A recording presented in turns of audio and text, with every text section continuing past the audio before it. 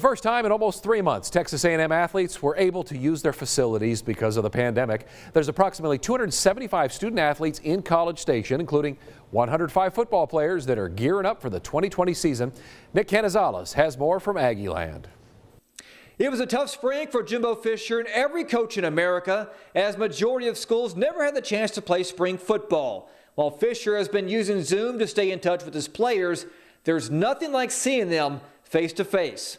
For the first time in nearly 3 months, Texas A&M student athletes are back at their facilities since the coronavirus pandemic put a stop to all sports around the nation. I think they're eager to do it and they're wanting to do it, but I think it gets them back to some normality. NCAA regulations will permit only strength and conditioning personnel to supervise voluntary on-campus athletic activities in football and men's and women's basketball through the month of June.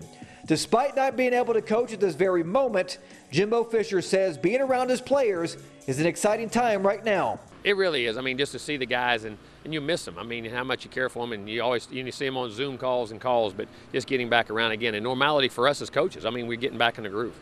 Texas A&M Athletic Director BJORK said using the facilities might be a small step, but in hindsight, it's a really big step moving forward. We always believed that they were safer here, that we could really protect them to the best of our ability.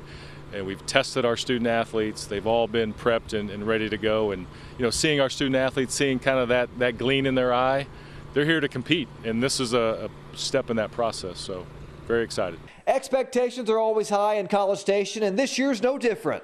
With a lot of experience back, including quarterback Kellen Mond and the 6th best recruiting class in the nation, A&M knows they need to get ahead of the curve with the number of practices they miss due to COVID-19. I think the number one thing is just finding our identity and, trying to figure out, what new guys and, even experienced guys, find out their role and figure out how we can execute to the best of our ability this year. And, we have a lot of talent, and we got to figure out how to, plug those puzzle pieces in.